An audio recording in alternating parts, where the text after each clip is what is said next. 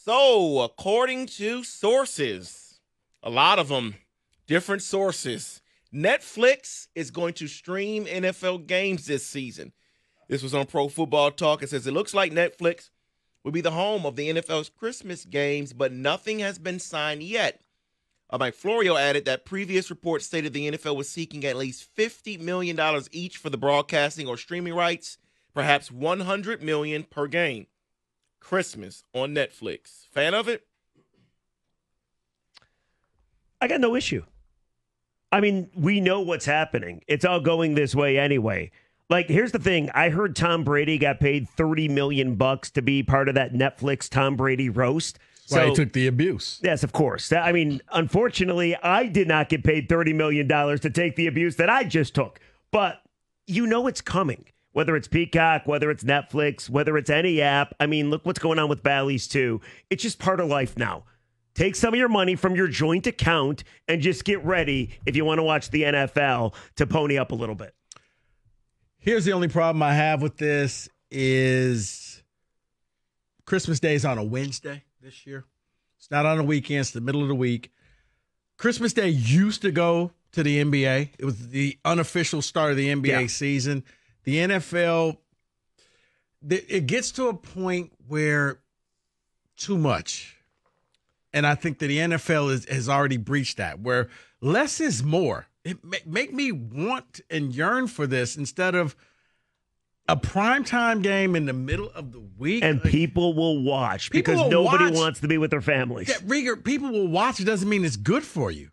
I mean, I'm quite sure if you offered your child ice cream 24/7, she would eat it. Doesn't mean it's good for her. Fair. And I also hate the fact that whoever plays in that Christmas game is, you know when their bye is going to be. And they're getting screwed on their bye. They're not getting 2 full weeks. Right. They're going to get like their week. They may not even get a bye. I mean, think about it. The Lions play on There's no way you Sunday. can do that. And then they play again on Thursday. What you could do is you could make a team play on a Thursday, give them a bye for the whole week, and then they're going to play on the next Wednesday. Rieger, that's late in the season, so I don't know if you're going to have a bye week at that point. Now, what you may do is simply do with the Lions. We'll give you 2 straight home games so you don't have to travel. Yeah, it'd be like what they've done with Dallas before for Thanksgiving, where they've played on Thanksgiving and then played the next Thursday.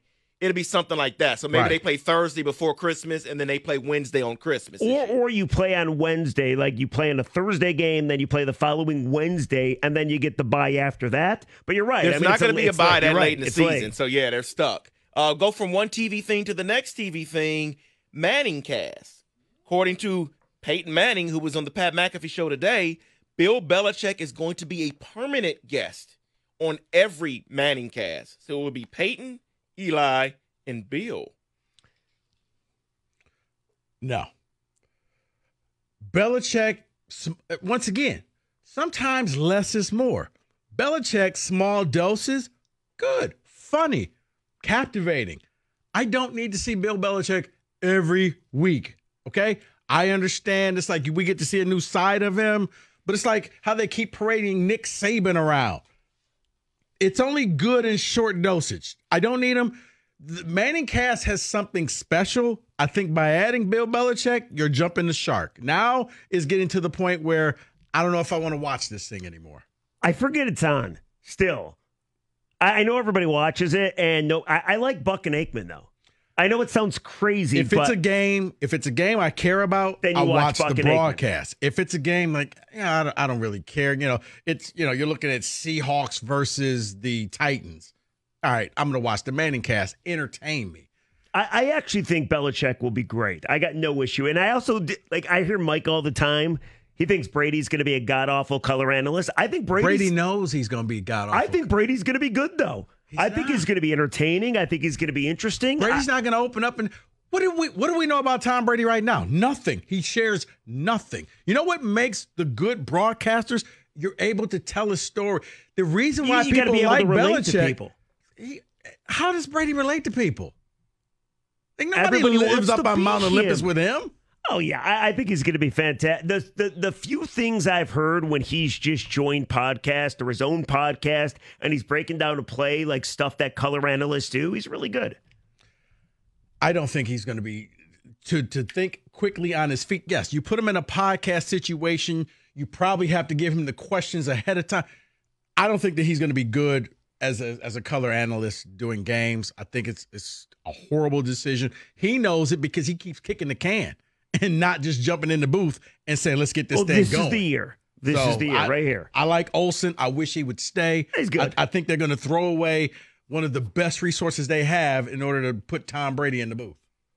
Guys, I have a little breaking news here. The Bears coach, Matt Eberflus, fired, has, quote, no conversation here. Caleb Williams is the starter. Wow. Wait, what? Caleb Williams apparently is QB1 now. Why would you have to announce that now? They have no backup. Tyson Bagent is the backup. Yeah. Why do they have to do this today? Yeah. Because it's rookie camp? I guess just to eliminate the fact of, hey, who's going to be it's Caleb. Like, Caleb. Yeah, we all knew that. I don't understand why they had to do this today. But it is, you're right, Rico. It is. Hey, who's the Lions starting quarterback? Who's QB1? Hooker. Maybe Dan Campbell should just come out there and say, hey, guys, you know what? Whoops, wrong one. Jared Goff is QB1. It is rookie camp around the NFL, and we have a somewhat similar thing to St. Brown here with A.D. Mitchell. He's going to wear the number 10. That's significant because according to him, he's wearing the number 10 to motivate him because apparently there were 10 receivers drafted ahead of him. So he wants to know and tell people, yes, they messed up. 10 guys were drafted before me. I'm better. Sort of like St. Brown with the whole knowing 14 right. or however many receivers. I like that. It's full spike store right there. Okay. Every day I get to look. How many receivers? Oh, yeah, 10. 10 receivers taken ahead of me. I thought that Adonai Mitchell would have went higher. I did too. But I'm okay with that. Whatever motivates you. I mean, it works for St. Brown. I mean, in the NBA, Draymond Green can tell you every draft pick that was taken ahead of him. Whatever it takes to light the fire, do that, and I'm sure the Colts will benefit. Now, you got to back it up. Can't sit here and do this, and then you're a bum on the field. Well, I wonder if he was on the Lions' big board. Now, if you remember, he went on Friday, probably, what did he go? Like probably 12, 13 picks into the second round? I believe so, Something like that. And I remember I was doing a show with Mark Ryan. I'm like, go get him. Go get him. He had the great RAS score. He's got blazing speed. You need a receiver. I wonder if Brad Holmes liked him. I don't know. He didn't play football in British Columbia. Go ahead, David. This guy is unbelievable. And let's close it out. Have you seen him, by the way? He was at minicamp today. That dude is a beast. Okay. Let's close it out here with Bleacher Report. They had a few bold predictions for the season. I thought this one was hilarious. I'm going to bring this one up. Their bold prediction. Aaron Rodgers will win his 5th MVP award and lead the Jets to the Super Bowl. Huh? The only way that happens, let's deconstruct this. That means that the Jets would have to be the number 1 seed, and you drag Kansas City to New York in January where the weather is going to be horrible. I'm not betting on that. No, I don't see that.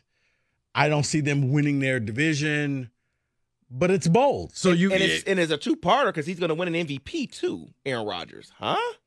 I mean, I guess if he's winning the MVP, they're probably winning a lot of games.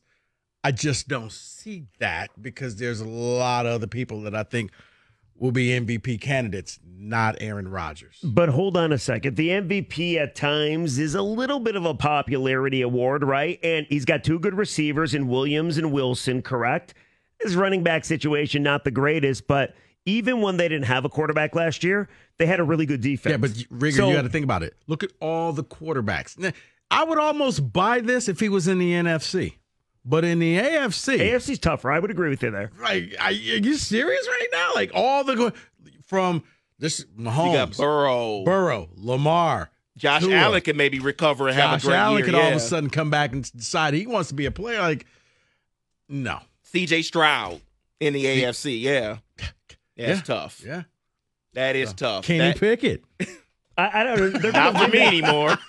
That's a rather easy division. The Bills stink now. The Patriots stink now. The Dolphins are the Dolphins. The Jets stink. I don't hate it. The Jets stink. How much money? How much money? What are the odds I can get for that? Plus 1,000, plus 500. You could do your $150. Oh, That is I'd be rich. I could then afford a present in football today.